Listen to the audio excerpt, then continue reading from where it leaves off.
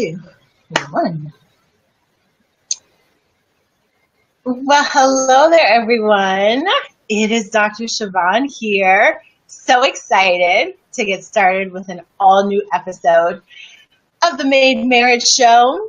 And I'll introduce myself to you. So I am Dr. Siobhan Parat. I'm just going to take a sip of my tea because I am so excited about this cup that my cousin got me. I get to say now that have I mentioned lately that like how cool is this mug? It's like the coolest thing. And I'm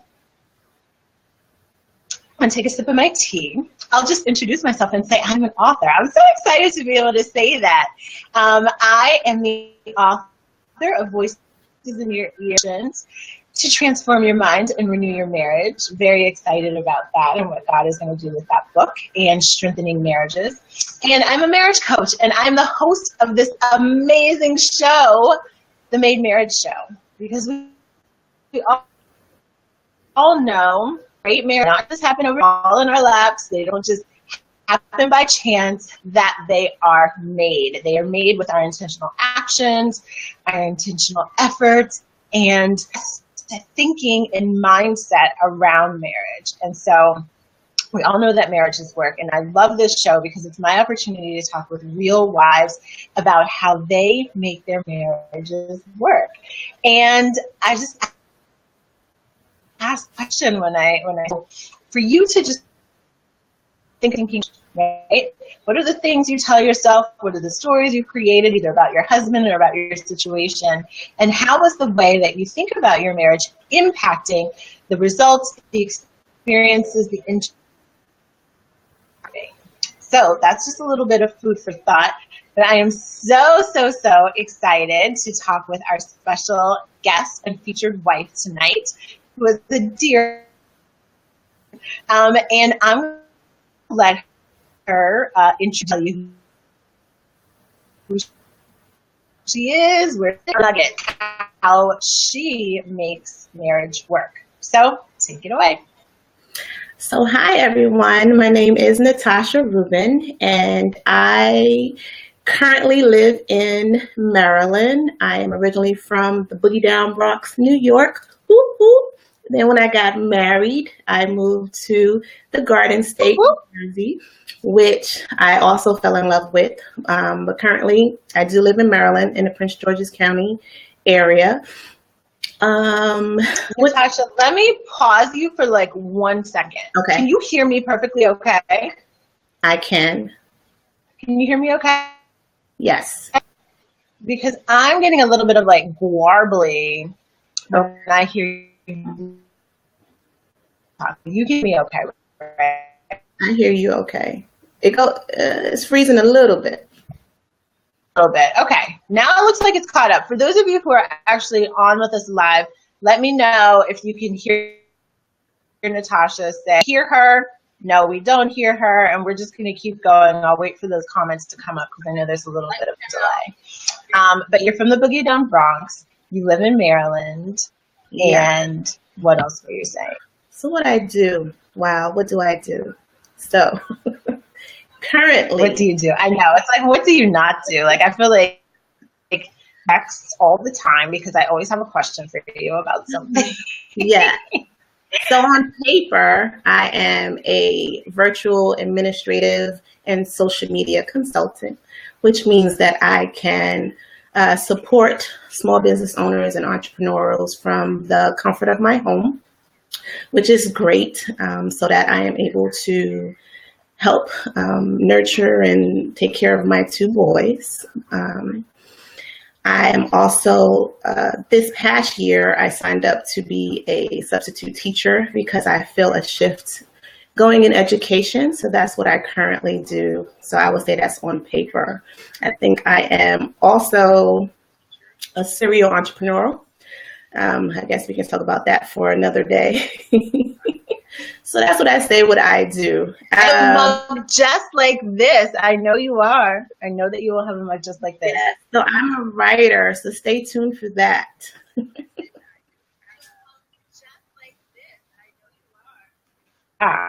this live,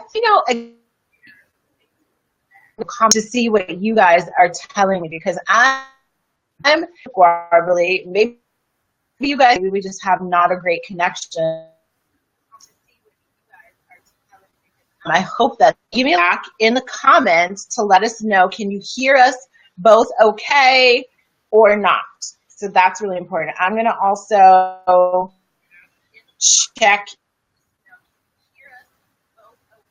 my phone. So can you hear us? We've got several people watching. I hope you can hear enough of me even asking this question to make this work. So let us know, can you hear us? Maybe I'll text some people that I know are watching to see what they say too. Hopefully everything's okay. Natasha, we are going to just keep going with it. But my thing is frozen here, so I'm not quite sure. Can you hear me okay, Natasha? I think we're okay. I think it's a delay. Yeah. Yeah. Well,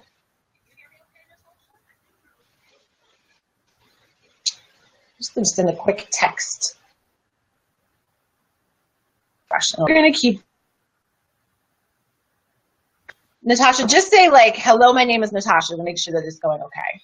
Hello, my name is Natasha. Okay, that was fine. I can totally hear you fine. So, okay, and here. All right, I'm texting my mom because I know she's watching, right? How cool is it to have such a supportive mother that watches all your stuff that you do? So I'm texting her now. I'm going to see what she says, because for some reason the comments are not populating on my screen right here. Okay. This is always favorite questions to ask people. Why don't you tell us your love story, like how you and your husband came to meet, date, to marry, like that goodness. So my love story is actually pretty interesting, because when I met my husband, I actually had a boyfriend at the time. And we were at a church convention, actually a church conference. And the person I was dating at the time, we might have been 3 years in, but I was feeling like, this might be, I was really trying to hold on to that last little string. And I just so happened to meet Brian through some friends. And it was interesting. I was in a car with my girlfriend, one of my girlfriends at the time, and we were talking to a mutual friend who happens to be a guy. He was standing outside of the car talking to us through the window. And I just see this guy just walking up to the car, almost like movie slow motion. And he goes, "Hi, I'm Brian."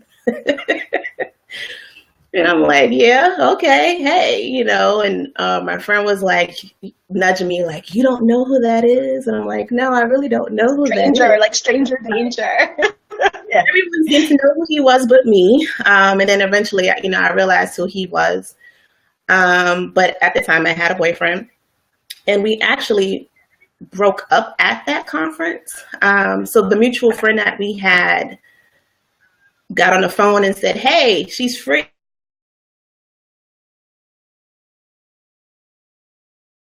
Me. Oh no. Okay. So he did reach out to me, but I actually was not interested at the time. I said, I just broke up with someone. I didn't want to get into a rebound relationship. So I needed some time to heal. I needed some time for me. I did like him. When I first saw him, it was very interesting. It was some type of connection, but I just thought it was a physical thing. He played football at the time. He had that football physique. What girl wouldn't want that? The physical aspect of it. But I needed to work on my heart health. So when was that? We met maybe like in August. So that October, like so actually he became a writing pen pal. I might be aging myself, but we were writing letters to each other. He was in college. I was in college as well, in New York. So we started writing letters, and we did talk on the phone a lot, quite a bit. So we learned a lot about each other. Never went on a date, nothing. He was away at school. I was in New York. So that October, he did come home to visit family, and that was the first time like we actually connected. And then the next time we saw each other was February. Wow. And it was Valentine's Day, and my best friend, both of us was single at the time, and we're like, hey, let's hang out, She was like, let's get our hair done, let's get our nails done, and let's just go out. We don't need no guy to go out on Valentine's Day. And I was like, okay, So we went to our favorite Dominican hair salon place, and I'm sitting under the dryer with the big rollers about to blow out. And all of a sudden, roses just appeared while I was sitting under the hair dryer. And he came, it was him. He came, he flew all the way from Illinois to spend Valentine's Day with me. And he and my friend, they were in on it. She was like, oh, I was hoping you didn't find out because I had his number in my bag. You know how we go into each other's bags, and it was just stressful for her. So she was so happy that it all worked out. And from that moment, I knew that there was something different about him. And we actually started, I guess you would say, a courting or dating relationship from that day. And then the following Valentine's Day, he proposed. Wow. I said yes. And then the following March, we were married. So it wasn't a long courtship. We talked a lot. So I think that will go into probably some other things we'll talk about tonight. But we really established a foundation of friendship. The times that we were together, I remember because he did live in New Jersey, I lived in New York. When he did graduate, and even before he graduated, I would take the bus or the train to New Jersey, and he would take the bus or the train to New York. I did have a car, but I was nervous to get on the turnpike. So sometimes he would take the bus from New Jersey to New York, drive me to New Jersey. We would hang out. He would drive me back to New York and take the bus or the train home. Wow. So imagine all the conversation you can have. So sometimes I would take the bus in, he would take the bus back with me, and then he would take the bus back to New Jersey. So if I was coming to New Jersey, I knew that I would never be that just was something that he would not do. I'm gonna make sure you get home safe. If you're not comfortable driving, I'm gonna drive you back home, and I'll just get back on public transportation. So wow. I always liked your husband, but now I'm like, that's love right there. Yes. That's just love right there. So given that, Natasha, right? Given like this desire to make sure you were taken care of, this not caring that he's up and down the New Jersey Turnpike to see his lady, to bless her with the roses, all of that stuff, right? Given the experience that you guys had while you were dating together, what would you say, when you made the transition to becoming a married couple, what would you say has sort of surprised you the most about being married and making that transition from being married to, from dating to now being married? And Christina is saying, what an amazing guy. Yeah, right? What an amazing guy. Yes, he is. So all of that. So that's my experience with him, right? So he would write me poems. We would write letters. I was a nerd. I read books all the time. I found somebody who would sit in Barnes and Noble with me, and we would just look through books. So I'm like, hey, this is great. So yes, get married. And I think expectations were a big thing. And it was expectations that I put on myself, actually. I remember having a conversation. So I have two sisters and a brother. So I have an older brother, older sister, and then I have a younger sister. So 3 girls in the house. I'm the middle girl. never cooked, never wanted to cook. My mom cooked all the time. I would watch her. Okay, so then I get engaged. My mom, Tasha, you need to get in this kitchen. This boy needs a good meal. You need to cook. You need to know how to cook something. And I said, I've watched you enough. I think I can get, around the kitchen or whatever. Well, at least I know you clean. So those expectations, and they weren't bad expectations, but it was an assumption of these are the things that he would want me to do, and these are the things I need to know how to do. Even though I wasn't anxious about it, I just said, okay, I got this. I've watched my mom. I can always call her, get a recipe. I'm good. So when we got married, the first year, he never cooked. I cooked. I didn't expect him to cook. It was like no expectation to ask him to cook. I knew that his mom, she was a stay-at-home mom for a long time, and she cooked breakfast, lunch, and dinner. Like, she cooked. So certain things that I saw, I thought it was an expectation that he had of me. Then one day I came home and he had cooked dinner. And I said, you know how to cook. And he said, Tasha, I lived in college before. Like, yes, I do know how to cook. You never asked me if I knew how to cook.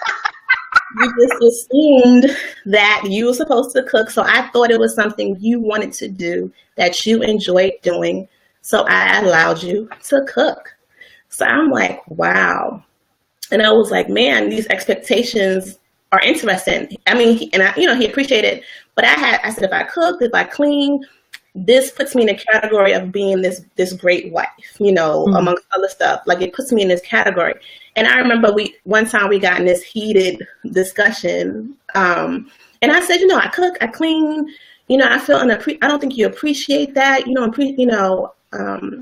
I'm feeling some type of way. And I'll never forget, he looked at me and he said, but my mom cooked and cleaned for me. So for me, you cooking and cleaning, that's not special. And if I had pearls on, Siobhan, I would have grabbed my little pearls, and I was just devastated. I was devastated when he said that. Like, what do you mean? And he was like, if you want to cook, clean, great, but that's not what I want from you. Like, we don't have conversation about what makes me happy. He's thinking cooking and cleaning makes me happy. I'm thinking it makes him happy. And he just one day said, I don't think you're doing anything special because my mom did that for me. And that's really like baseline. Yeah. Yeah, they really took me back. So, and our parents, they've been married for a very long time, both sets of parents, over 40 years of marriage. So we have this model, this example, but it wasn't like my mom sat me down and said, only that one time, she was like, girl, you need to, because she said, you never really want to cook. You need to cook something. But it wasn't like, this is what you need to do for your husband. We didn't have those conversations. So I saw how she treated my father. I saw how my father treated my mother. But it wasn't like I had this guy, like, you have to do these things. And I watched his mother, so I took those things upon myself instead of saying, hey, what are those things that you want? So we did talk about a lot of things, but the expectations of what we thought we wanted from each other in a marriage, some of the things we jumped over. So that was eye-opening. It is eye-opening, and I think it's such, that story, I can see it vividly. I think it's so important, and it speaks, actually shared, that your own expectations of yourself is what has surprised you, because I think a lot of times as women, we do go into marriage with these expectations of ourselves, with these standards of behavior that we've created, that we've made up, that we bring in, and we put a lot of pressure on ourselves to perform in certain ways. Yet those ways may not be what touches our husband's heart. And clearly in this example, there was a mismatch, right? And I think about the 5 love languages, which I know you've read. I talk about that book all the time. In that, so often we are matched and paired with someone whose love language is completely different than ours. And so we may be going above and beyond in acts of service, but maybe all they want us to do is tell them that they look good, right? And vice versa. And so it's so amazing that was your experience. And I think, over time, I'm sure you guys have learned to communicate that you get to a point where you don't take that, try not to. It's always received with the level or one of those things where we have to, sacrifice what we think is the way to love someone to actually show love in their love language, and it not be what comes naturally to us. So that's a really great story. As I think about it, and I think about what that does to like stretch you as a person, right? To have those conversations. What would you say, as you consider like your personality and you consider your husband's personality, what would you say is a way that maybe you have grown specifically as a result of being married to him, right? You guys have all of these differences. And so what's something maybe you learned from him, or an area you've had to really do some self-reflection and growth in order to sort of be able to sustain your marriage? So, great question. So, I think by nature I'm an introvert, and Brian is I just say you're like the first introvert on this show. It's so funny. Really? So, yes, I'm an introvert now, and that might be a surprise to some people, but people who really know me, because in social arenas, I will, hello, how are you? How you doing? I will start a conversation, but at home, I thrive off having a lot of time to myself, and knowing that when you get married, you can't have all this time to yourself.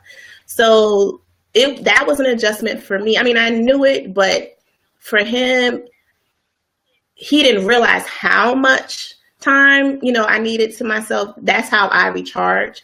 And he, once, let's hug, let's do something together, even if it's just sitting on the couch watching TV. So he stretched me in that way, that coming out of that, even though sometimes that's not what I wanted, and knowing that that's what he wanted,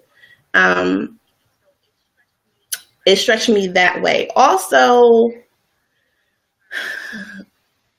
he stretches me to think outside the box. So I'm not as much of a risk taker as Brian. So this is where I think we balance each other out. So I remember a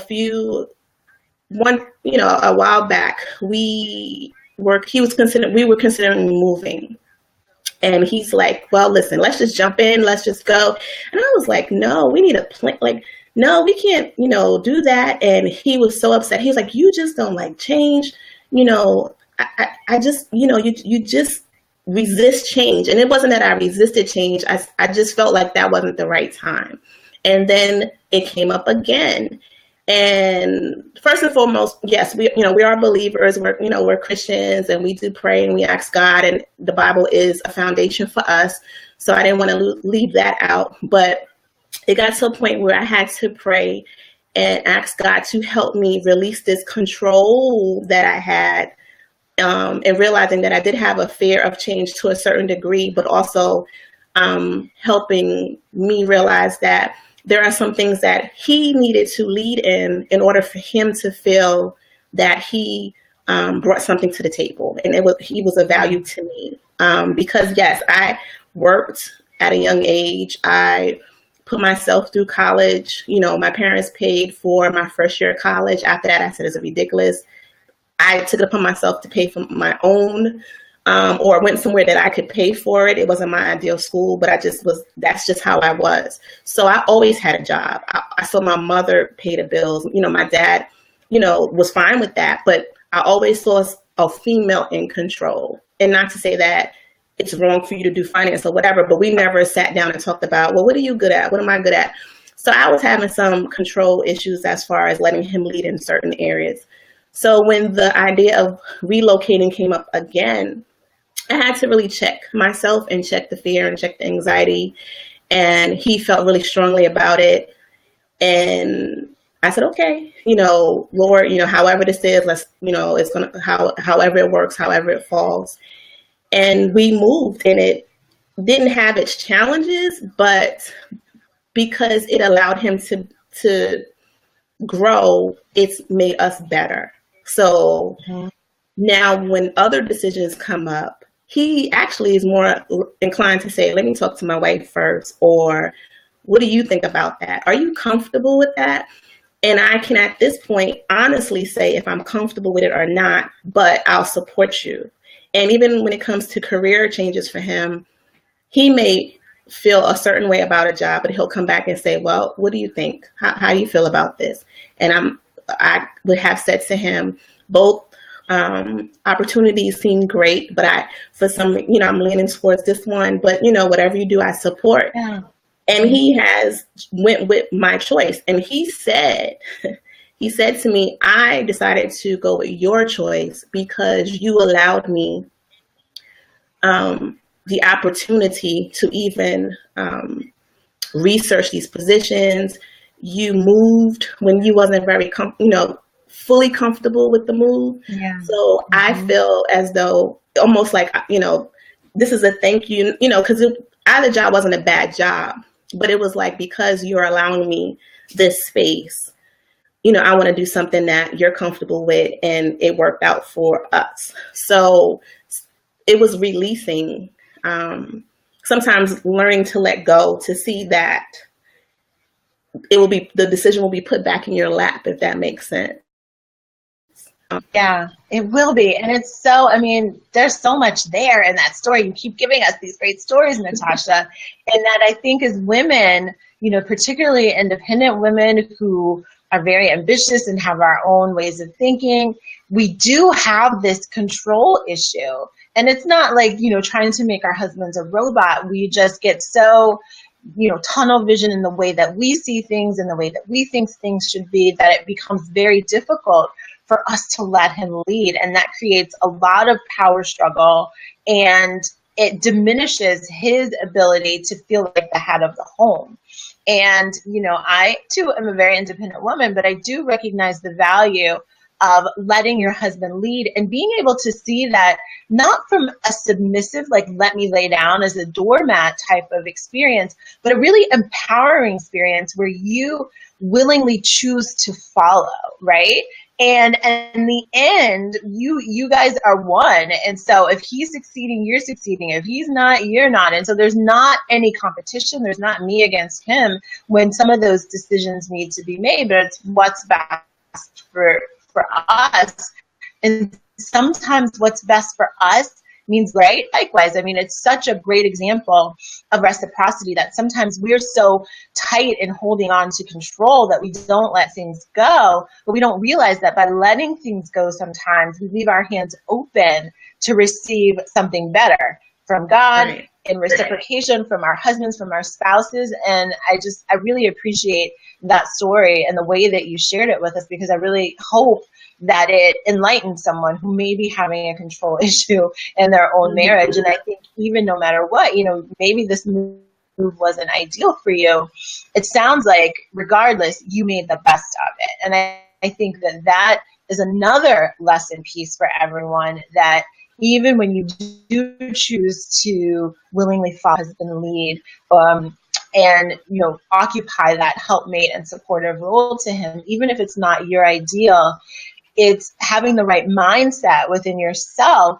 to still make the best of it, to not hold on to resentment and frustration and look for him to fall to be able to say, I told you so. None of that has a place in a healthy, happy marriage. And sometimes we let our own egos get the best of us, trying to control everything, but that's what we look for. And so I love this, because you did willingly follow, and it came back to really create more intimacy, more partnership in the decision making for the major decisions that you guys needed to confront as a couple. So amazing. I feel like that's like worth the whole show right there. So what would you say, for someone who maybe hasn't been able to overcome maybe power struggles, differences, conflict, whatever the case may be? Every marriage is tested, every marriage is tried, every marriage goes through, really difficult seasons at some point or another. And so recognizing that being here on social media, at any point in time, someone may find this show and really be in a place of feeling like maybe there is no hope in their marriage. Like maybe this wasn't the right thing for them, that their marriage won't survive. They're considering separation. Divorce is an option for them. What would you say to the person that finds themselves in that particular situation right now? So again, as for me, and I have had friends that have been in the various situations that have asked some advice. And first and foremost, you know, I think how you enter a marriage. So for me as a believer, I put God, we put God first in our marriage. And there are some people, you know, they have, if they don't believe in God, or they don't necessarily subscribe to prayer or having some type of spirituality as part of their union, I still give them the same advice I would if they did. So usually I'll say, or I have said, marriages evolve, and what are the things that drew you to that person in the first place? So my husband was caring. He showed me he was caring. He showed me in the beginning, he would listen to me. He showed me respect. He showed me, you know, different things that when we were married, and there was a time I was sitting at the bus stop with a piece of paper trying to figure out if I could budget living on my own if this wasn't going to work. And throwing clothes, saying get out, you know, but in my heart, I didn't really want that to be the outcome. And there are things that happen in people's marriages that it could just be too much, or that someone will say, well, what's the word? What is the word that they use? Like your non-negotiables, or like what is your non-negotiable? Yeah. Mm-hmm. And I've had non-negotiables when I said, well, these are not, I can't negotiate these. So if these happen in my marriage, then I'm done. And some of those things have come up, and I'm not done. So what makes you stay? You know, you just never know in the moment. Counseling is important. You know, some type of therapy is important, but really sitting with yourself and reflecting on what was it, what put y'all together, even if the circumstances that put y'all together weren't the best circumstances. Do you have a desire to see it through? And I think for me, sometimes it's hard for me to not include God in this. I've known worse. I've heard so many horrible stories from some friends, and they are still married. They were able to work through it. Their hearts healed, you know, after a while, and they were able to move forward. For my husband and I, and it's interesting, we had a conversation about this not too long ago, and he even said to me, and we still subscribe to this, divorce, separation was never put on the table for us. It wasn't an option for us as far as, well, if it doesn't work, we can get a divorce. I'm not saying that separation, like some people do need space. So depending on individual situations, but you need good counsel. So one thing, you definitely need some good counsel. Find some positive people. Sometimes your best friends are not the right people to talk to, and not just because if they're single. I have single friends that have helped me with certain things to help me see myself. Now, they may not understand everything about marriage, but they know Natasha. They know Natasha enough to know that they can help me pull out what's the real Tasha, what's the real problem? I don't think that's the real problem. What's the real problem? So when people say don't let singles in your marriage, it's true, but singles can help you if they're your friends, if they know you, your family, true, you know, authentic, really have your best interest at heart. They can help you weed out some things that are going on with you and help you see you. Yeah. So that when you see you, you can put that up against your spouse and say, okay, maybe they were right. Maybe, you know, I do need to assess this. So it takes a lot. Do inventory first. Like take some time and get some inventory. Surround yourself with good counsel. Pray. Sometimes you do need some type of space. And then if you have exhausted all areas, then you have to, you know, you go from there. But usually my question, have you exhausted every area? Have you prayed? Have you seeked good counsel? Did y'all try to come together? And usually the answer is no. It's like, I just sat with myself and I figured out this is what I want and this is what's going to happen. Yep.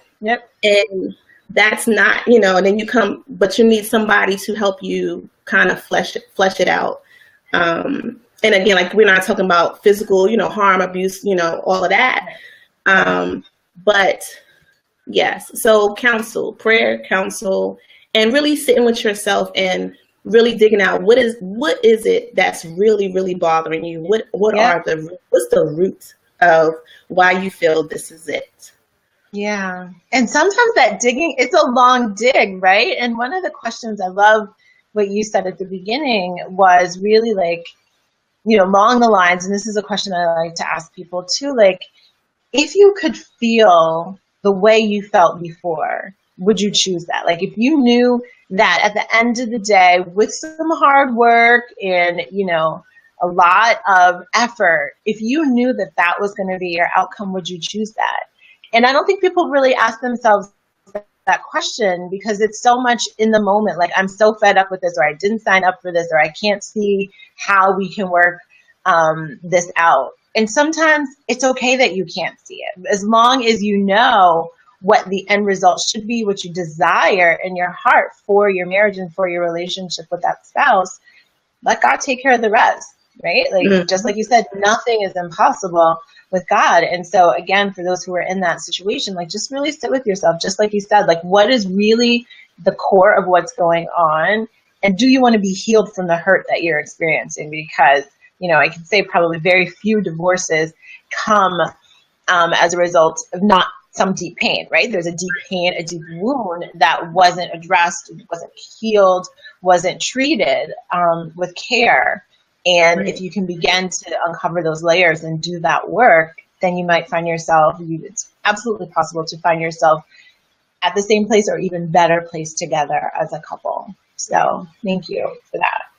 I'm going to ask those who are watching to go ahead and start putting your guesses for how long you think Natasha has been married and making her marriage work. I know she looks like a baby there, right? So while you're doing that, and I hope these votes come in, I am starting, so I know that there's a delay. So as you're putting in your votes for how long you think Natasha has, I'm going to ask her another question.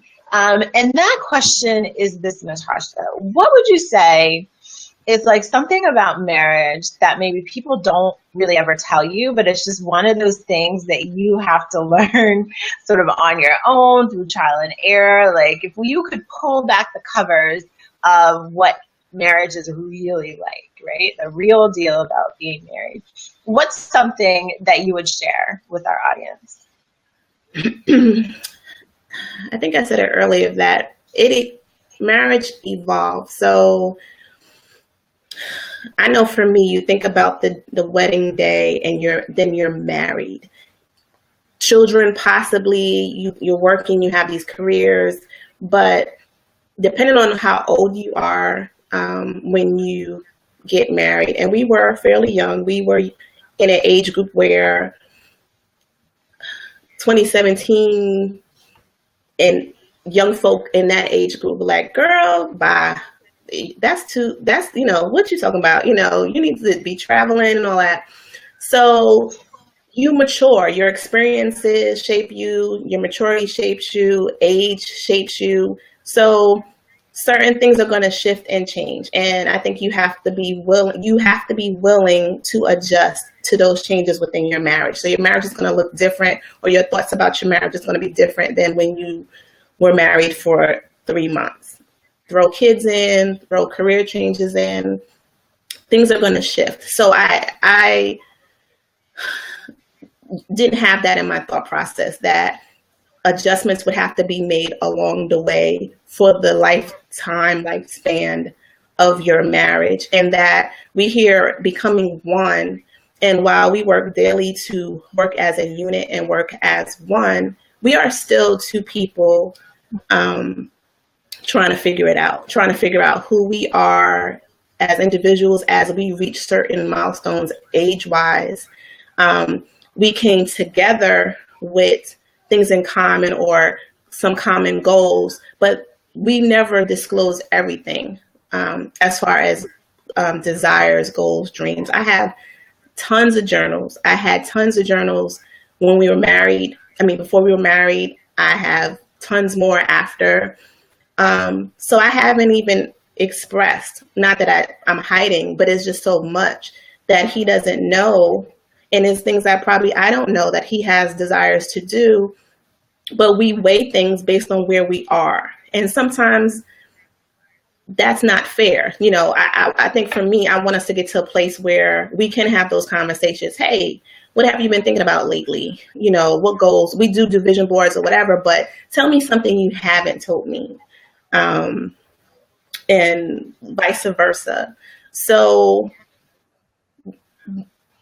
evolution of marriage or adjustments in marriage, something I wasn't expecting because I was still looking at the cliche or this is what you do. You have your 2.5 kids, you get married, you get that great job, living in New York. That's what I saw. Picket fence. Yeah, exactly. Yeah. Actually, living in New York, I saw apartment.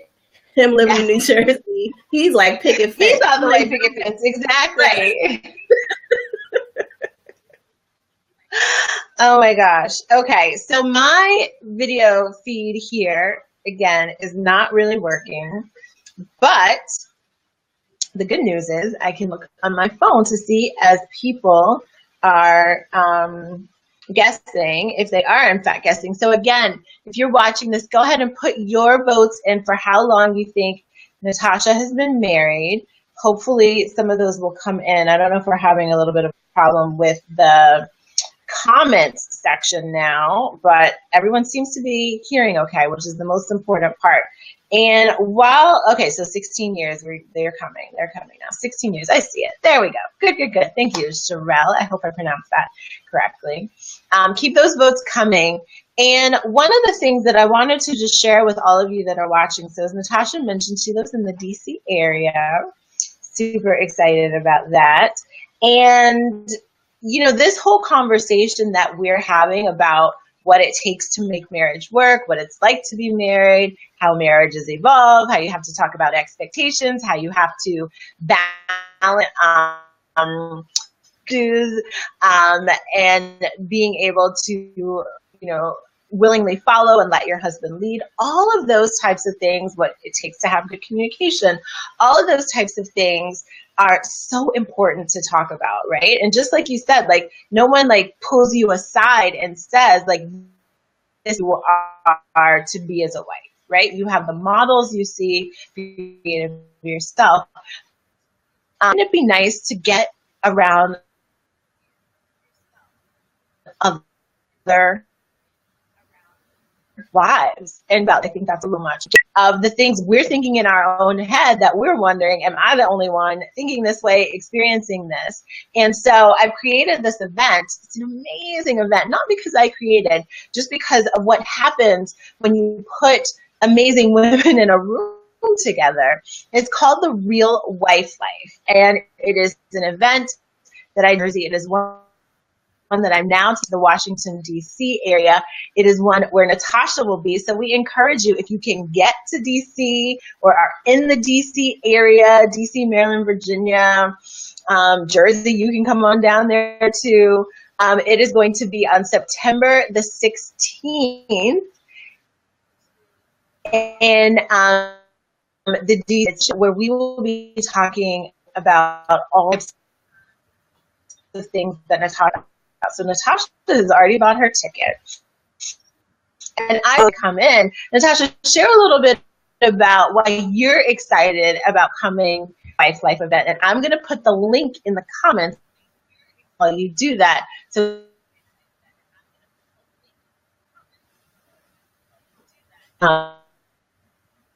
information about the event. So why don't you at the event? Okay, so I am excited about coming to the event. One, because Siobhan puts on the best events.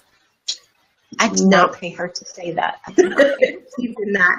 It is not an exaggeration. So I know when she puts together an event, it's going to be an event of excellence. It's going to be filled with fun, knowledge, information, and a good time, but also because just to be around other women, we don't take enough time to have these types of gatherings or attend these types of gatherings. So if you're thinking about it or considering it, I would say sign up, get a ticket, just get the ticket, just come on. We do too much wondering if we have the time, if we can fill it in. It's September 16th.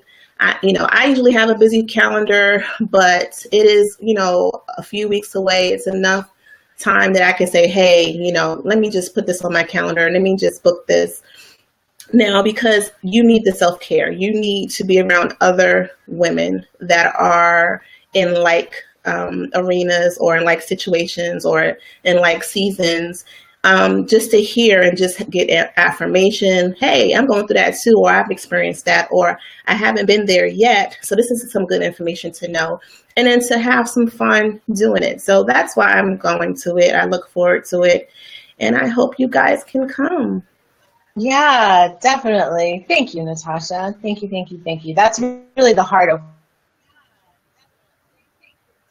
what the event is about. It's got 12 years, 15 years. And I Miss Natasha, how long you've been married and how long you've been making your marriage work? So this past March 3rd, 2017, made Sweet 16. Sweet 16. It is so sweet. Yay. So I think we had someone guess. Yes, Sherelle. Do you know Sherelle, Natasha? I do know Sherelle. But I will say on her defense that she lives in a different state. Right. She's not going to answer anymore. I'm surprised she remembers. I'll say that. Very good memory. Very good memory. That is fantastic. So, which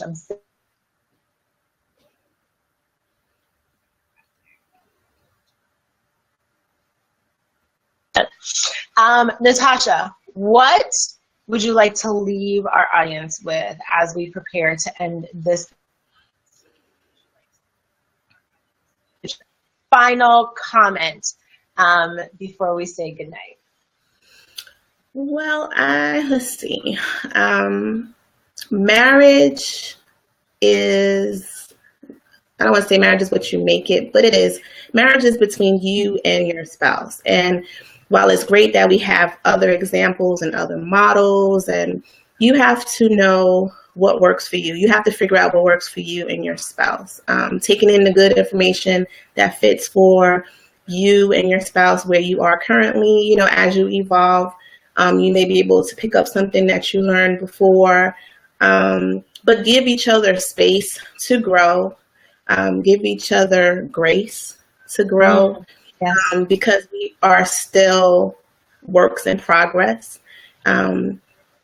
We make plans, as scripture says, we make plans, but God orders our steps. So as we are trying to walk together in unity, God is also working with us on an individual level.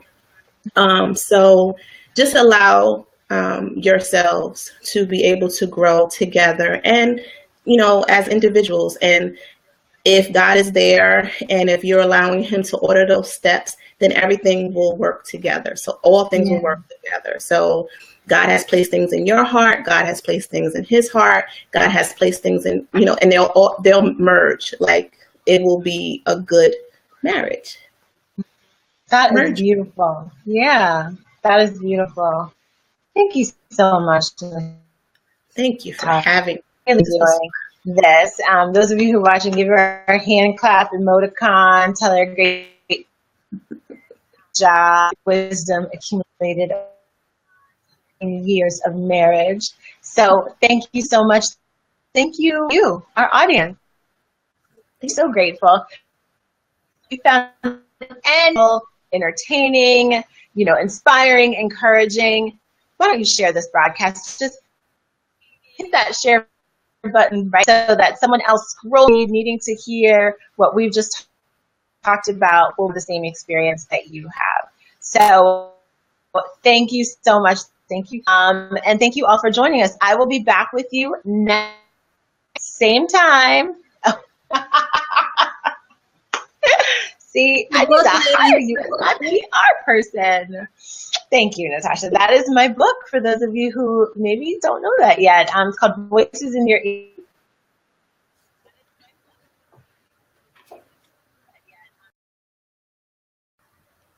You next week, next Monday, 9:00 p.m. For an all-new episode with a new featured live. Have a wonderful week.